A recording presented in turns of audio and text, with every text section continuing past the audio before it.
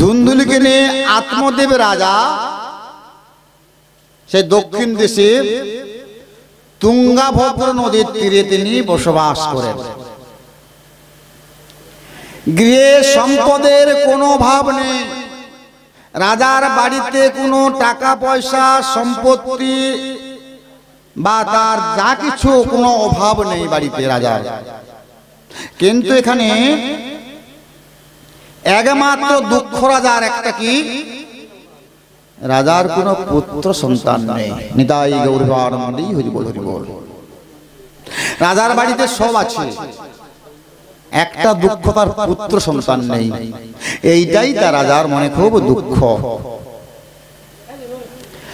বহু তীর্থ এবং বহু অর্থ গাভী সন্ন্যাদি দান করলেন, গরিব দুঃখীদেরকে অনেক কিছু দান করলেন, কিন্তু সন্তানহীনতার জন্য ব্রাহ্মণ একদিন মনের দুঃখে বনে প্রস্থান করলেন। বহু লোককে অনেক কিছু দান করেছে, কিন্তু দান করেও তার মনে কোনো শান্তি নেই। তাই কি করলেন না, তিনি গভীর বনে চলে গেলেন।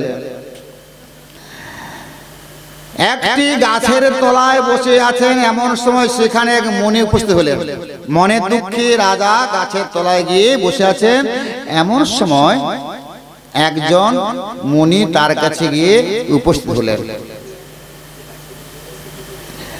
তখনই সেই মুনির চরণে পড়ে ব্রাহ্মণ আত্মদেব দুঃখে কাঁদতে কাঁদতে বললেন, সে মুনিকে দর্শন করে তার চরণে লুটে বললেন, পড়ে গিয়ে কাঁদতে কাঁদতে বলছে যে আমি নিঃসন্তান, আমার দেওয়া জল পিতৃপুরুষগণ গ্রহণ করবেন না, তাই আমি প্রাণ ত্যাগ করবার জন্য এই বনে এসেছি। আমার পুত্র সন্তান নেই বলে কেউ জল দানও কেউ গ্রহণ করছে না, তা আমি মনের দুঃখে এই প্রাণকে আমি ত্যাগ করার জন্য আমি গভীর বনে এসেছি। কি গো মায়েরা, যার পুত্র সন্তান নেই তার মনে যে কি ব্যথা, যার নেই সে ছাড়া কেউ জানে না। যাই হোক, বললেন আমি নিঃসন্তান, আমার দেওয়া জল পিতৃপুরুষগণ গ্রহণ করবেন না, তা আমি প্রাণ ত্যাগ করতে বনে এসেছি। এমন দুর্ভাগ্য, এ জীবনে আমার কি ফল, এ জীবনে আমার কোনো দাম নেই বা ফল নেই। ব্রাহ্মণের এমন দুঃখের কথা শুনে মুনিবর তার কপালের দিকে তাকিয়ে বললেন, যখন দুঃখের কথা বলল মুনিবর তখন তার কপালের দিকে তাকিয়ে বলছে যে শুনো রাজা, এ জীবনে পুত্র ভাগ্য নাহি গো তোমার, এ জীবনে তোমার পুত্র ভাগ্য নাই গো তোমার, সে বাসনা মন হতে হবে পরিহার। তুমি মনে পুত্র আশা তুমি করো না। তখন ব্রাহ্মণ বললেন, আমি কোনো কথাই শুনতে চাই না, যেমন করে আমাকে একটি পুত্র দান করতে হবে, আমি তোমার কোনো কথা শুনতে চাই না। রাজা বলছে, যেমন করে হোক আমাকে একটি পুত্র তোমাকে দান করতে হবে, তা না হলে আমি আপনার সামনে আমি আত্মহত্যা করব। রাজা এই কথাটি বললেন যে না, পুত্র সন্তান দান করেন, তা আমি এখানে আপনার সামনে আমি আত্মহত্যা করব। ন যাস্যসি সুখং পুত্রাদ যথা দৈবহতেদ্দাম অত হটেন যুক্ত হসি হার্তিনাং কিঙে বদামহম। ঋষি এই শ্লোকটি বললেন, ন যাস্যমি সুখং পুত্রাং যথা দৈবহতদ্দাম,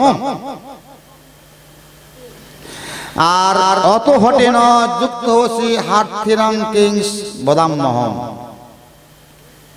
যার উদ্যম নষ্ট দৈবের দ্বারা সেজন জীবনে কবু সুখ নাহি পায়। নিতাই গৌরবানন্দে হরি বল হরি বল। যার মনে উদ্যম নাই তার জীবনে কোনো সুখ নাই, দুঃখের কপাল। মুনিবর তার কপালটিকে তাকে বলে দিলেন, তোমার জীবনে সুখ নাই আর তোমার পুত্র সন্তানও হবে না।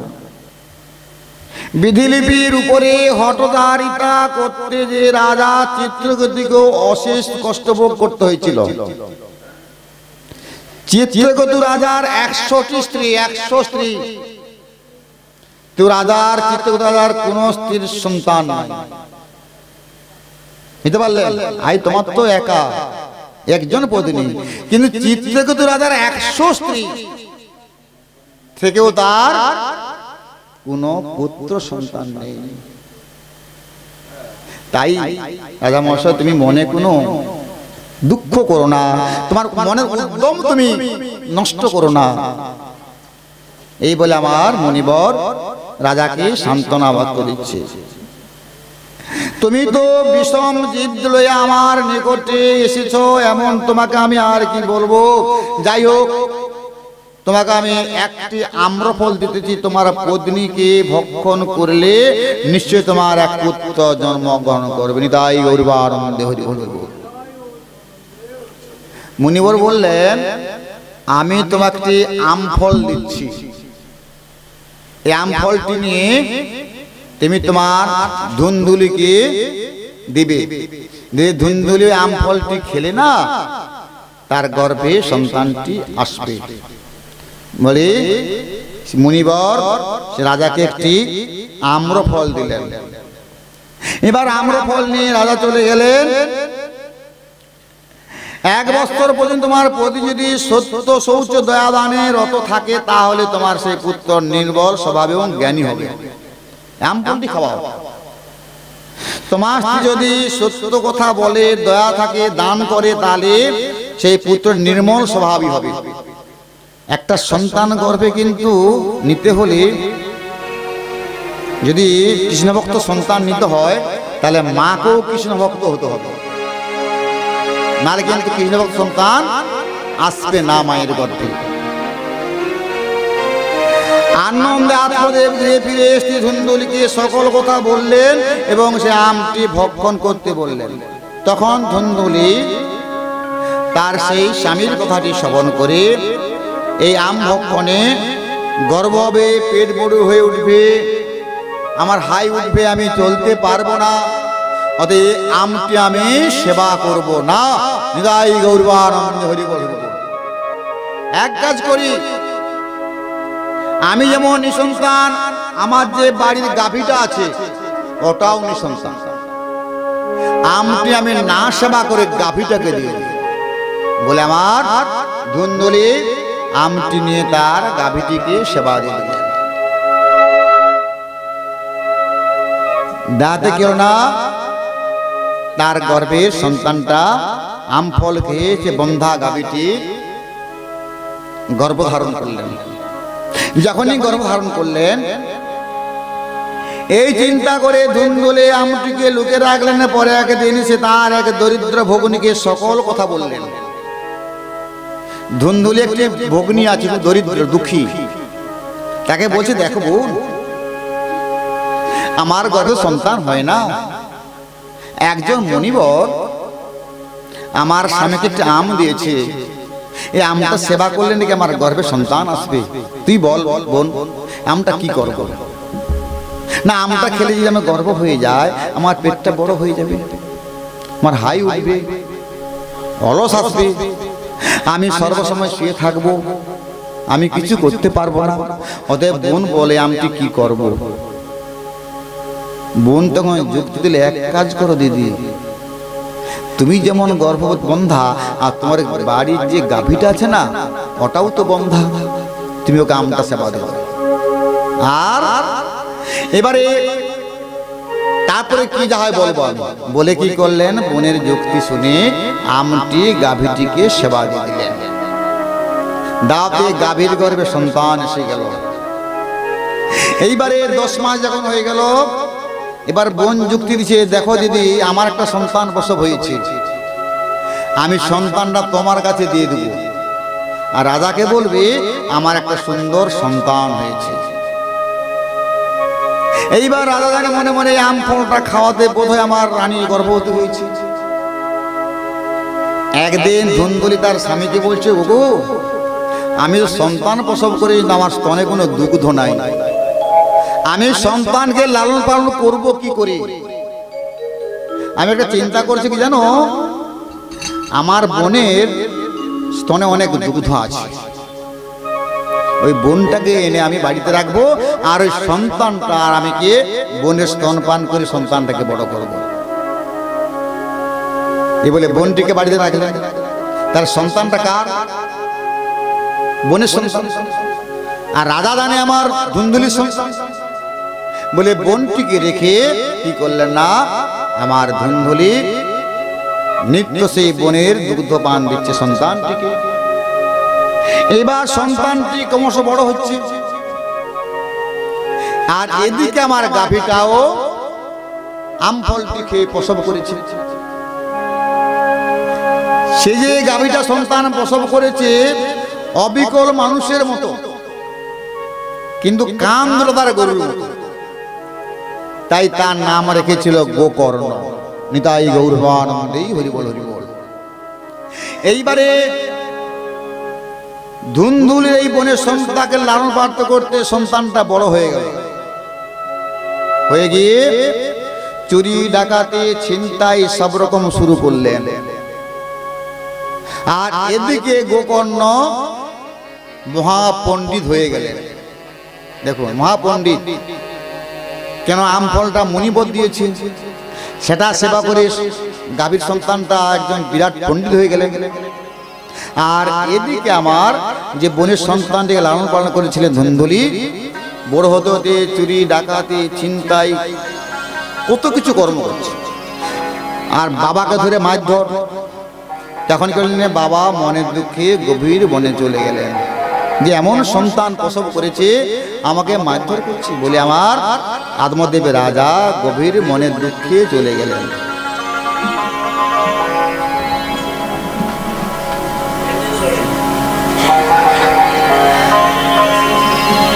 তারপরে এবারে আমার সে ধুন্দুলি বাড়িতে রয়েছে, আর সেই সন্তানটা কি করলো, সেই সুযোগে ধুন্দুলিকে মারধর করে ধুন্দুলিকে কুয়ার ভিতরে ফেলে দিলেন। ধুন্দুলি মারা গেল, আর আত্মদেব রাজা মনের দুঃখে গভীর বনে চলে গেল।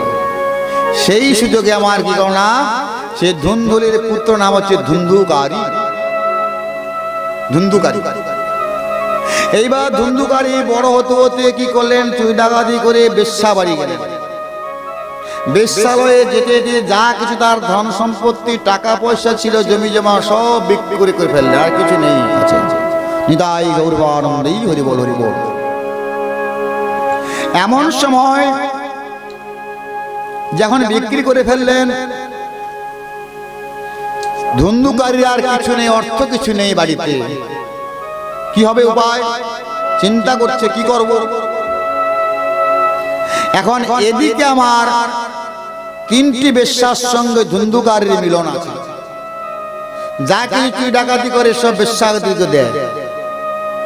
আর ধুন্ধুকারী চুরি করতে করতে চিন্তা করলে, বেশ্যারা চিন্তা করলো যদি আমরা ধরা পড়ে যাই, চুরির যা কিছু গয়না ঘাটের ধন সম্পত্তি আমাদেরকে দিচ্ছে, ধরা পড়িয়ে তাহলে কি হবে, এক কাজ ওই ধুন্ধুকারীকে আজকে আমরা রাত্রির মধ্যে বাড়িতে একটা গর্ত খুঁড়ে ওর মুখের ভিতরে অগ্নি জ্বালিয়ে রেখে মাটি চাপা দেব।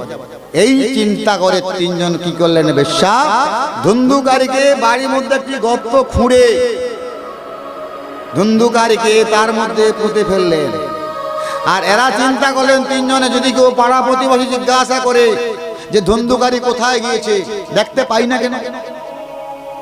এখন এরা তিনজনে যুক্তি করলো, আমরা বলে দেবো ধুন্ধুকারী বিদেশে বাণিজ্যের জন্য চলে গেছে। তাই গৌরবানন্দে হরি বলে। এইবারে পাড়া প্রতিবেশী জিজ্ঞাসা করছে, কি গো তোমাদের ধুন্ধুকারী কোথায়? না সে অর্থ আয়ের জন্য বিদেশ চলে গিয়েছে বলে দিলেন। এইবারে ওই ধুন্ধুকারী কেন না, বুদ্ধিমান গোকর্ণ করিয়া জ্ঞানার্জন।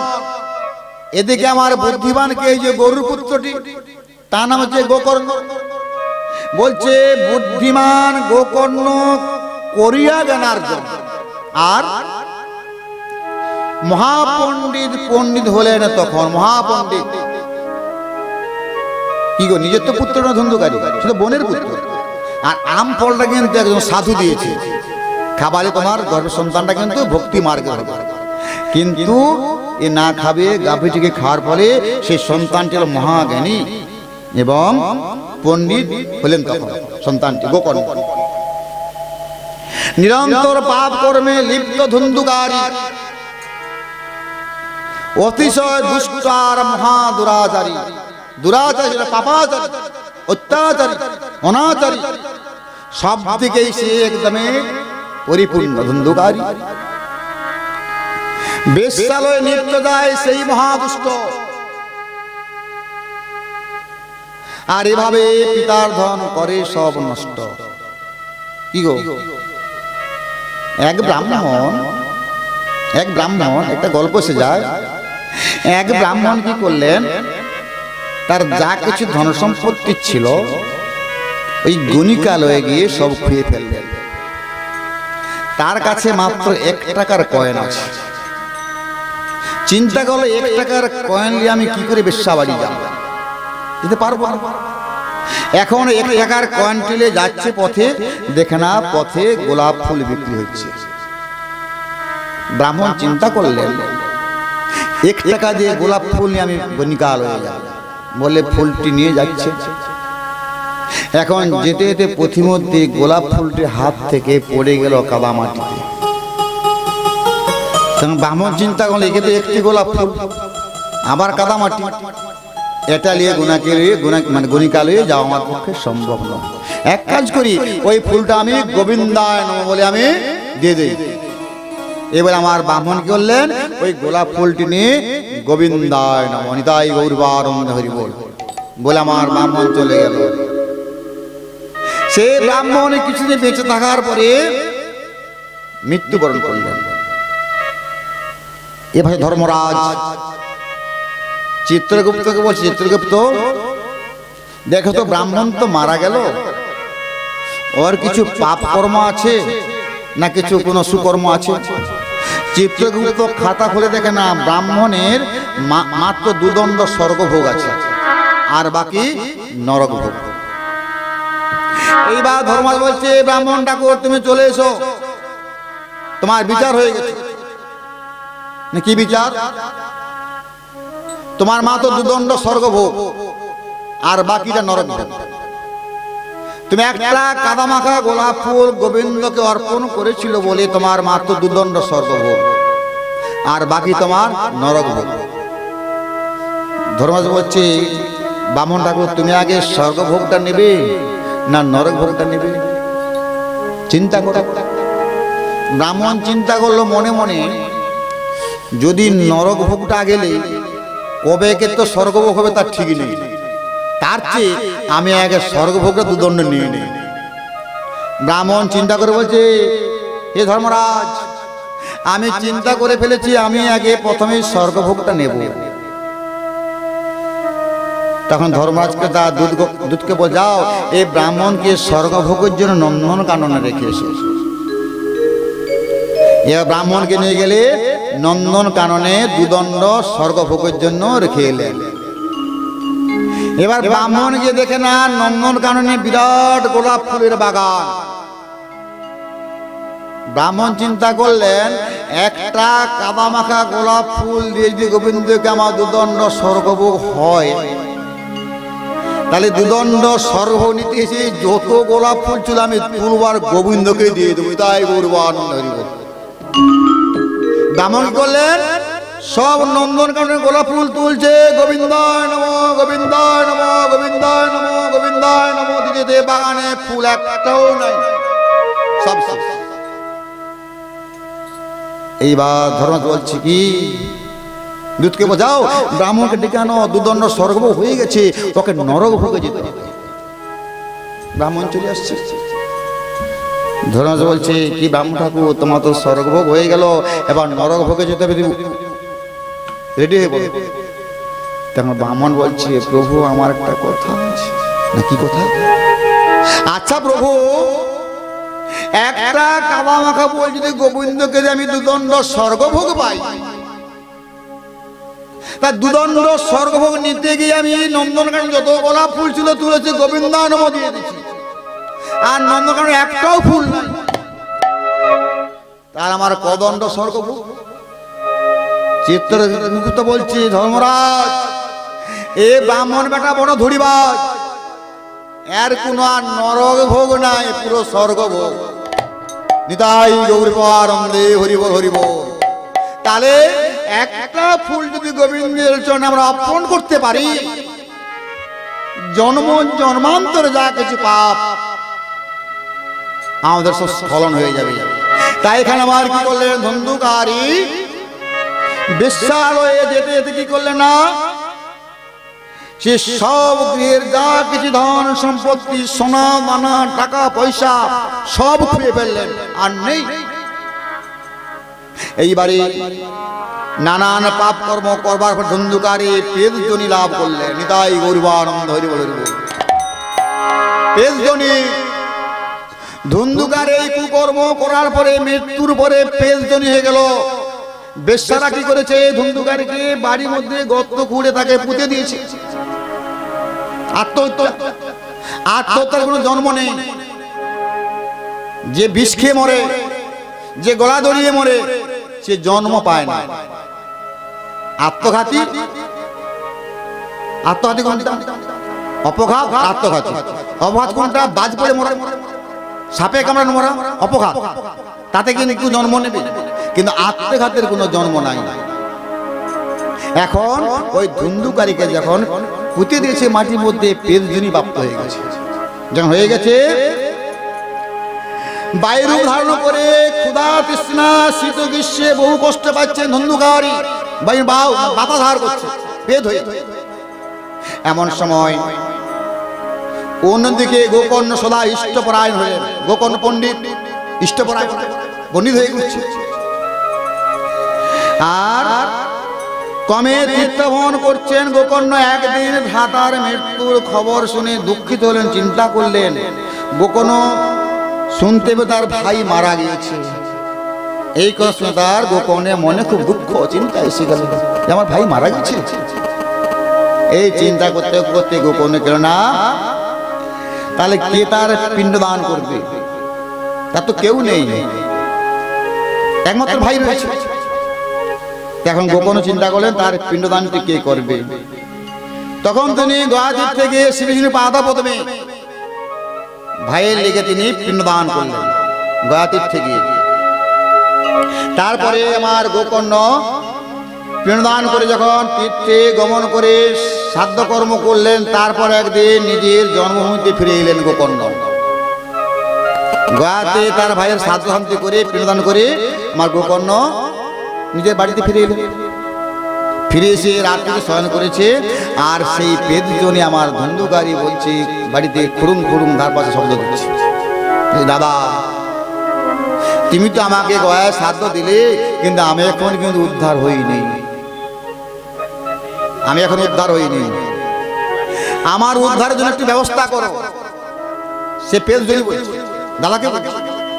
দেখুন গোকর্ণ চিন্তা করেন, আমি তো গয়ায় সাধ্য করে এলাম, এখনই কি আমার ভাই এখনো মুক্তি পেল না?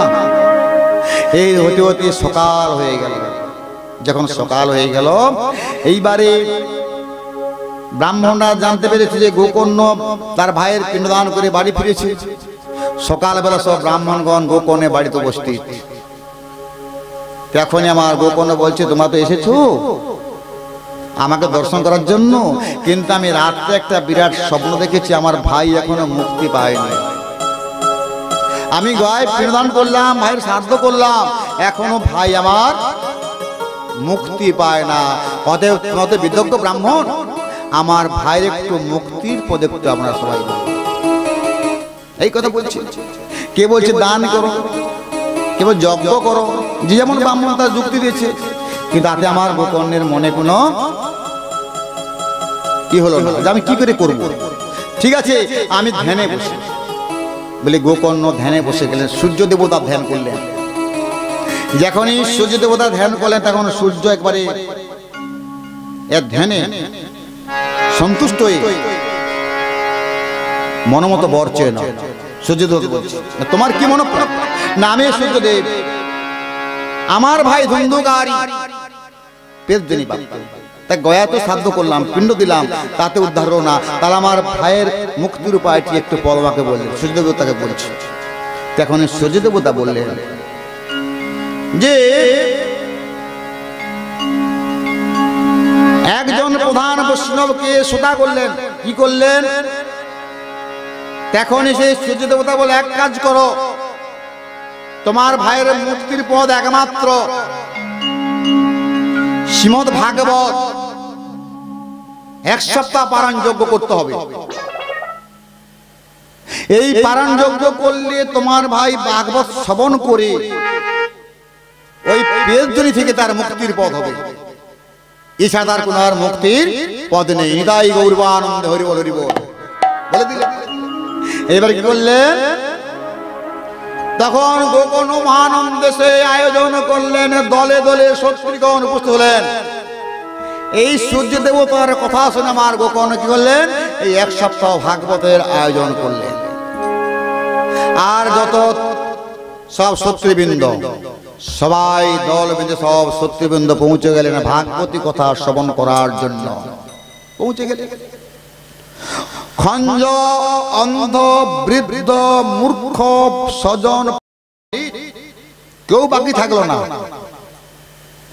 ভাগবতী কথা করো একার জন্য নয়, প্রতিটি মানবের জন্য ভাগবতী কথা।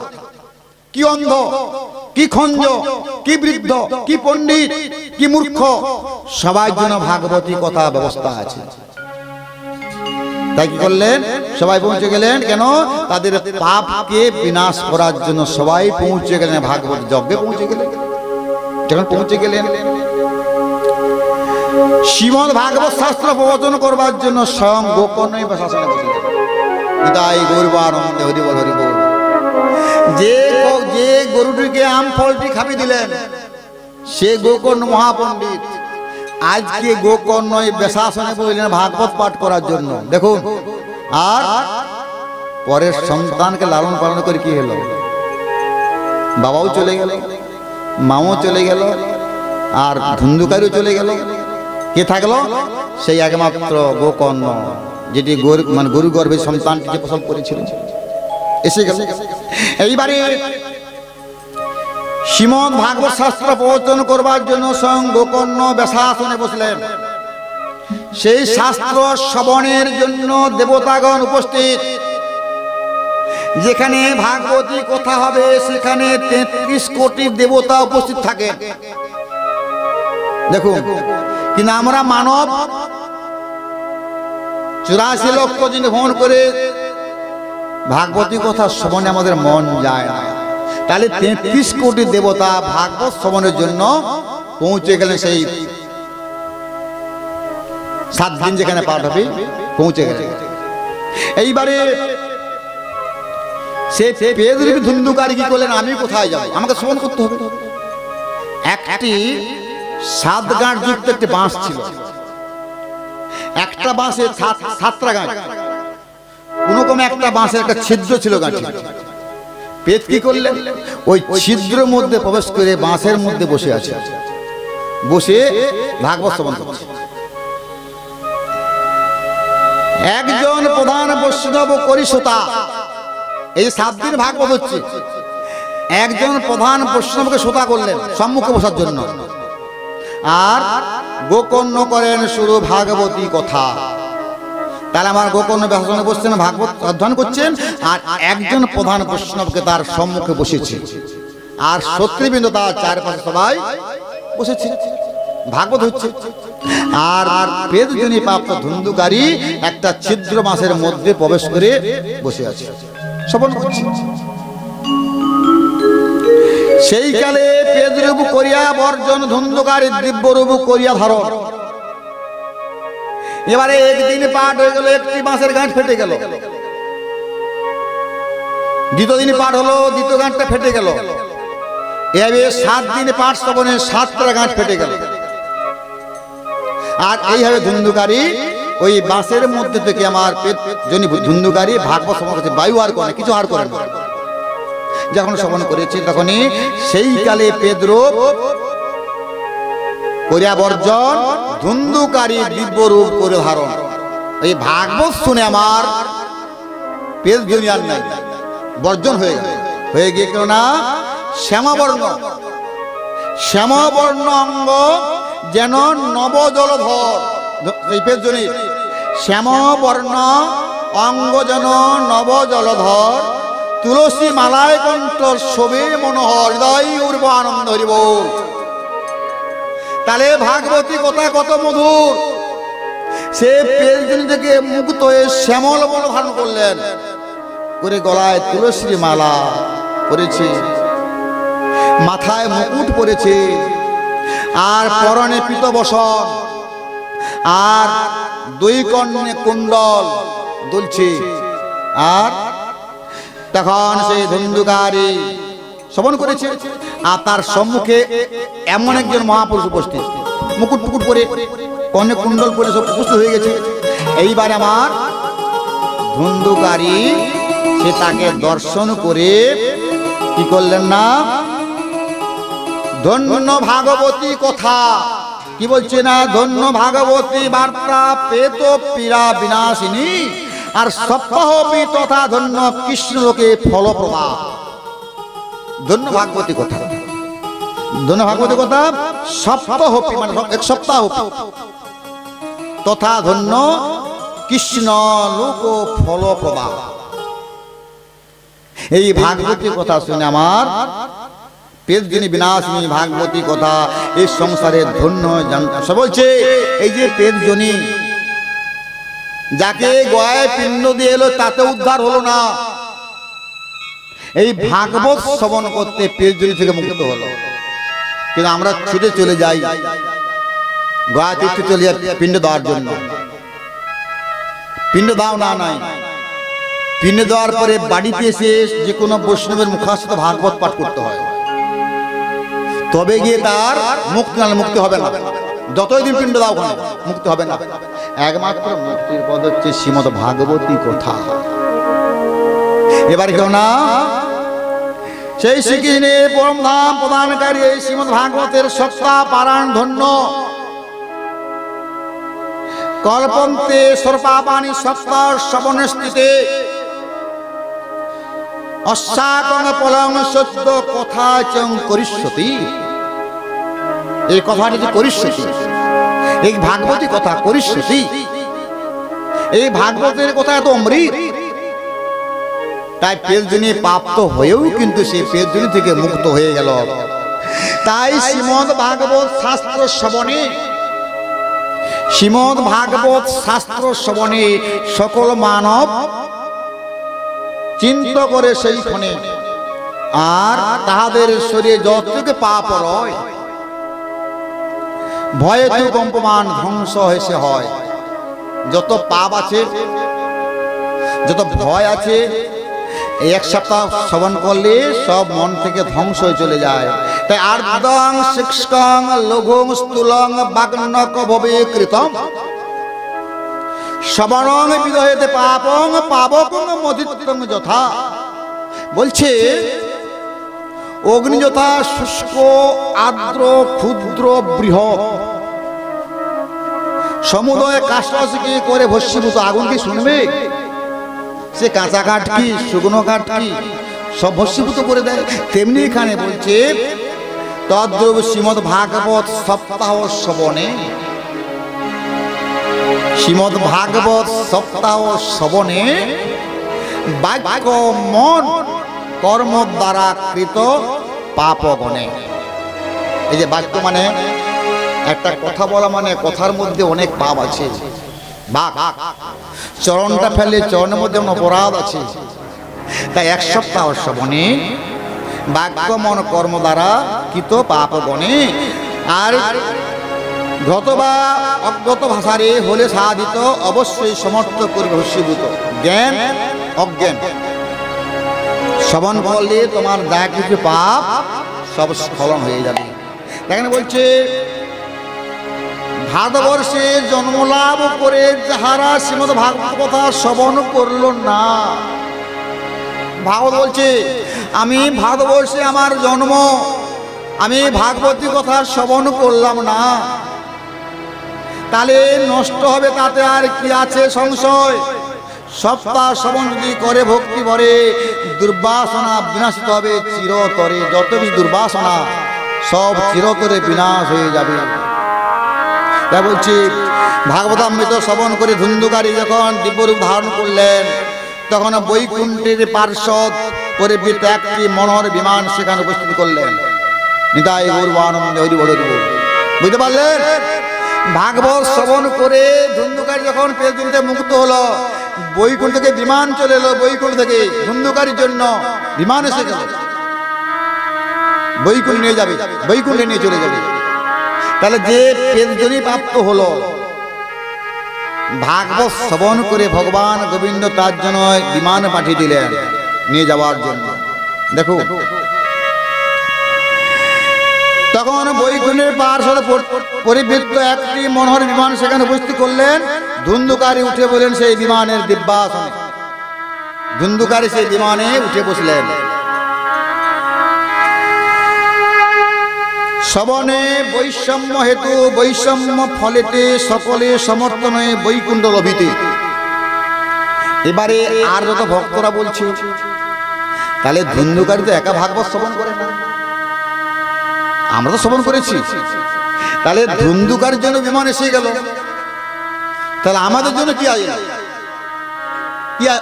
কি এলো তাহলে? তখন এখানে বললেন শ্রবণে বৈষম্য, শ্রবণে বৈষম্য হেতু বৈষম্য ফলে, আর সকলে সমর্থনে বৈকুণ্ঠ লভিত। শ্রবণের মধ্যে বৈষম্য আছে। ধুন্ধুকারী এক সপ্তাহ বায়ু আর করছে, কিছু আর করে না, মাসের মধ্যে শ্রবণ করছে। আর আমরা কি করেছি? বাড়িতে পান্তা ভাত রুটি মুড়ি খেয়ে আসছি, শ্রবণ করতে। তা বিমান কি আসবে? আসবে? আসবে? আসবে না। তাই বলছে, যেমন হবে শ্রবণ মনন করবে, তেমনি ফল হবে। ভজনের তার তত্ত্বে ফলে বৈষম্য হবে। ভজন, আমরা ভজন করে ভোজন করি, গান করবে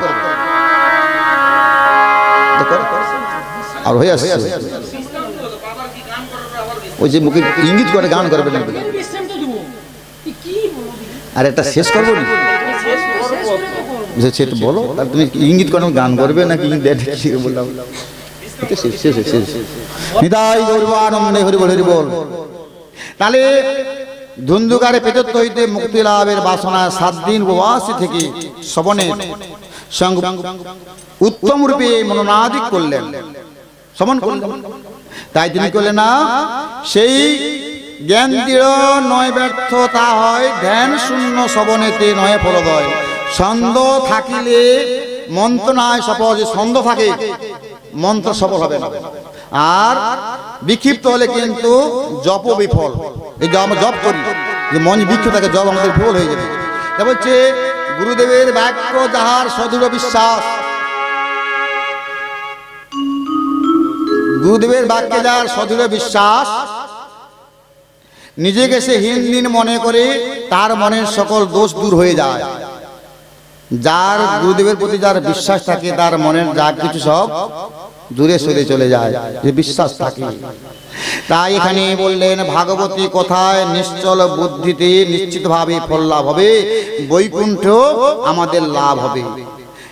হে গোকর্ণ বলে, হে গোবিন্দ সঙ্গে আপনাকে বৈকুণ্ঠে লয়ে যাইবেন, এই কথা বলেছে। দুধগণ মহানন্দেশ্বরী নাম কীর্তন করতে করতে, চামর বেজন করতে করতে ধুন্ধুকারীকে লয়ে গেলে বৈকুণ্ঠের পথে নিয়ে চলে গেলেন। মহামতি গোকর্ণ পুনরায় শ্রাবণ মাসে যথারীতিতে কি করলেন না, এই সপ্তরাত্রিবতী হয়ে শত্রুগণ শ্রীমদ ভাগবত কথা শ্রবণ করলেন। 7 দিন ভাগবত শ্রবণ করলেন। করাতে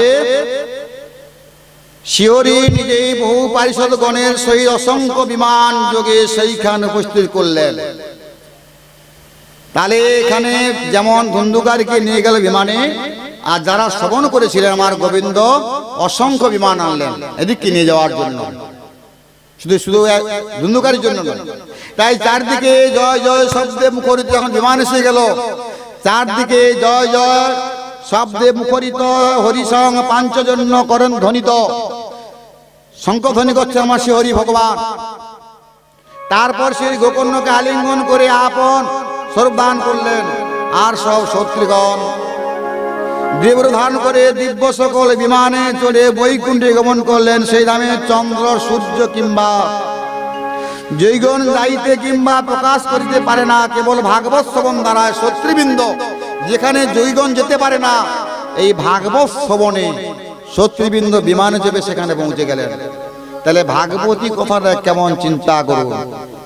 একমাত্র ভাগবতী কথা কলিযুগের হচ্ছে মহা ঔষধ, আমাদের প্রত্যেকে শ্রবণ করা উচিত। পরম পবিত্র শ্রীমদ্ ভাগবতামৃত আর বারেক শ্রবণে সর্বপায় ভস্মীভূত। তাই পিতৃশ্রাদ্ধে এই শাস্ত্র পাঠ করলে পিতৃগণ তৃপ্তি লাভ করেন, আর প্রতিদিন পাঠ করলে পাঠক অনায়াসে মোক্ষধাম গতি লাভ করেন। নিতাই গৌরবানন্দে হরিবোল হরিবোল হরিবোল। এইখানে লহিল মোর গ্রন্থের লহরী, পুণ্যতে বদনে বলুন শ্রী গৌর হরি। শ্বেতাং শ্বেতাং নিত্যং হেতং হেতং মুদা চিন্ততাং চিন্ততাং শ্রীমদ ভাগবত স্বরূপকম গুরবে গৌরচন্দ্রাই রাধিকাই তদালয় কৃষ্ণ কৃষ্ণ ভক্তয় তদ্ভক্তৈ নমো নমঃ। অজ্ঞানং তিমিরন্ধস্য জ্ঞানাঞ্জন শলাকয়া চক্ষুষমিলিतं येन তস্मै শ্রী গুরবে নমঃ। বাঞ্ছাকল্পতরুভ্যশ্চ কৃপাসিন্ধুভ্য এব চ পতিতানাং পাবনেভ্যো সর্বেষাং সাধুগুরু বৈষ্ণব চরণেভ্যো রমতাই গৌরবানন্দে হরি বল। রাম জয় শ্রী রাধা গোবিন্দ। হরে কৃষ্ণ কৃষ্ণ কৃষ্ণ হরে হরে, হরে রাম রাম রাম হরে হরে। হরে কৃষ্ণ কৃষ্ণ কৃষ্ণ হরে হরে, হরে রাম রাম রাম হরে হরে। হরে কৃষ্ণ কৃষ্ণ কৃষ্ণ হরে হরে, হরে রাম রাম রাম হরে হরে। হরে কৃষ্ণ কৃষ্ণ কৃষ্ণ হরে হরে, হরে রাম রাম রাম হরে হরে। হরে কৃষ্ণ কৃষ্ণ কৃষ্ণ হরে হরে, হরে রাম রাম রাম হরে হরে। হরে কৃষ্ণ কৃষ্ণ কৃষ্ণ হরে হরে, হরে রাম রাম রাম হরে হরে।